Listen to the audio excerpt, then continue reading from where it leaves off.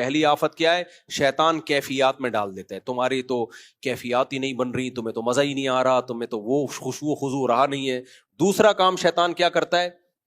تو اس پہلی بیماری کا علاج کیا ہے بھائی؟ شیطان کو بولے نہیں آ رہا نا مزہ, میرے ذمے جو اللہ نے کام لگایا ہے میں نے وہ کام کرنا ہے, ختم.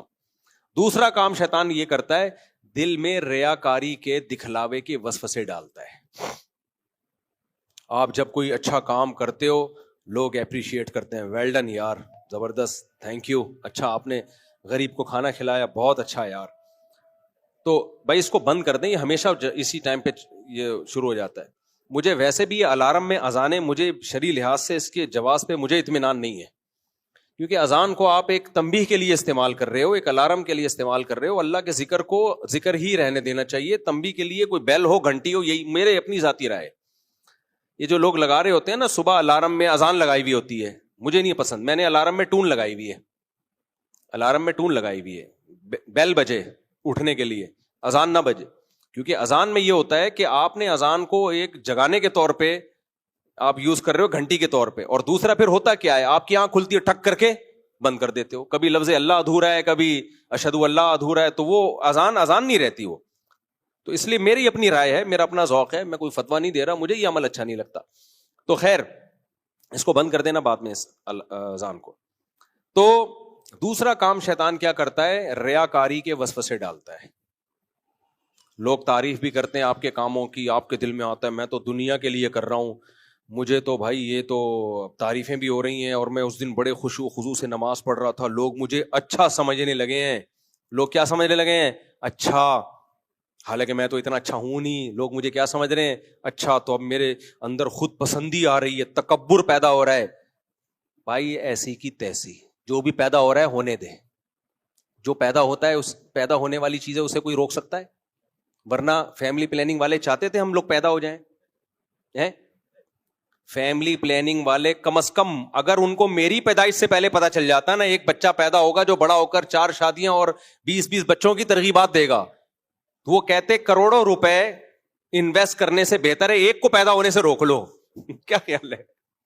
لیکن ہو گئے نا پیدا, تو جو پیدا ہونے والی چیز ہے اس کو کسی کا باپ بھی نہیں روک سکتا.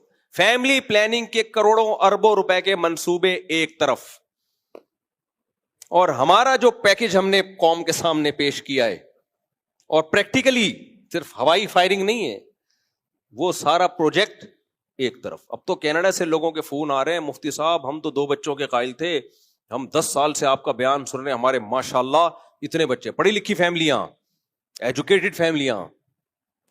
تو لیکن جو چیز پیدا ہو رہی ہے اسے کسی کا باپ بھی نہیں روک سکتا. کیا خیال ہے بھائی؟ تو حالانکہ کوشش باپ ہی روکنے کی کر رہا ہوتا ہے. کوشش کون کر رہا ہوتا ہے؟ باپ روکنے کی. خیر, تو جب آپ نیکی کی طرف آؤ نا اور دل میں وسوسے آئیں, یہ تو لوگ تعریف کر رہے ہیں, یہ تو ہم اچھے کہلائیں گے, نیک کہلائیں گے, داڑھی رکھ لیے لوگ ملا صوفی اور بزرگ سمجھنا شروع کر دیں گے, یا لوگ مذہبی سمجھنا شروع کر دیں گے, اور لوگ اچھا سمجھنا شروع کر دیں گے, تو میرے تکبر نہ پیدا ہو جائے. بھائی ایسی کی ایسی یہ دماغی بیماری ہے, کچھ بھی نہیں ہے. آپ اپنے کام میں لگے رہو.